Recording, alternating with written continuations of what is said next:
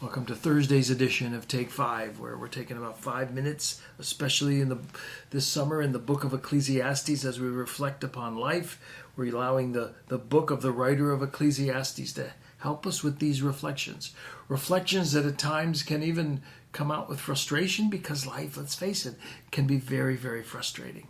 We're calling this series Enigma because in many ways what Ecclesiastes is presenting to us regarding life is that life is, in fact, an enigma. It's a puzzle. It's a mystery. Who can really understand it? And that's what's helping us with our reflections all summer long. I want to look at a phrase now that the writer uses over and over again that helps us understand, in a sense, his perspective, or what is the subject matter of his writing. And right at the beginning of the book of Ecclesiastes, chapter 1, verse 2, he says, vapor of vapors, everything is vaporous. What does a person gain for all of his efforts that he labors at under the sun? That's the phrase I want to look at.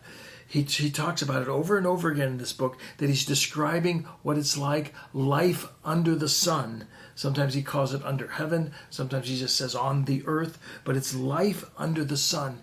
And that's what he's referring to. Life as he's looking at it from a human, earthly perspective.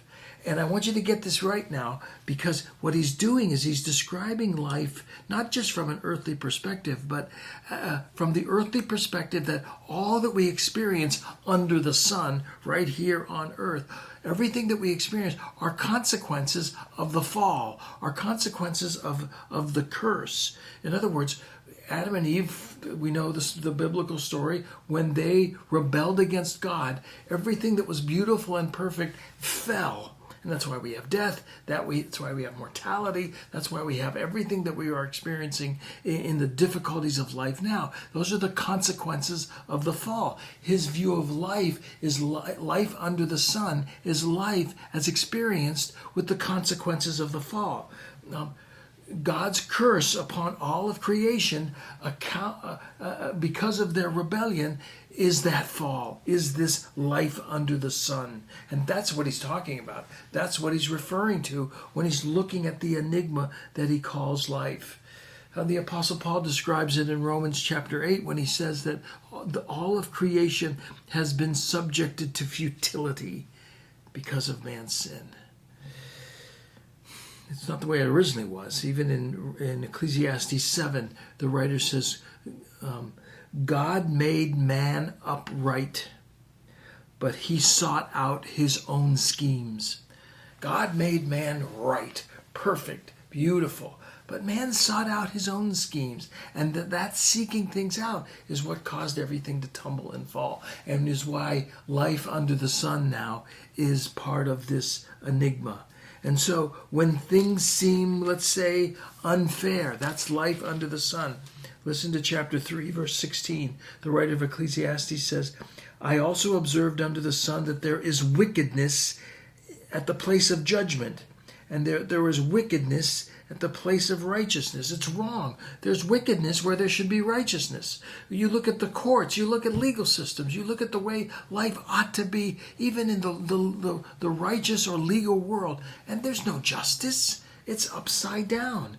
He'll see it again. If you see oppression of the poor and perversion of justice and righteousness in a province, don't be astonished at this situation, because one official protects another official and a higher official protects them. What's he saying? Life is crooked. The fall has affected every part of life because it's life under the sun. And what he's writing about is that we will never find justice, in a sense. We will never really even find true answers to the enigma under the sun. But those questions are important to ask to help us live wisely, as we're going to see, to live the way we are meant to live by enjoying life, but also to run toward the God who has answers, to run toward the God who ultimately is justice, who is loving and who is fair.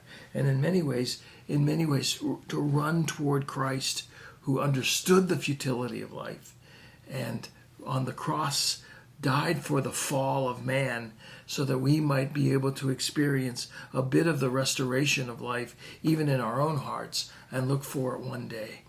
Life under the sun is life in this fallen world. It's going to happen because life is fallen. It's going to be an enigma. Understand that, experience it, and yet Christ follower, rise above it. We're going to continue our studies in Ecclesiastes. Next week, we're going to begin by talking about that great enigma, death. That's next Tuesday. I'll see you.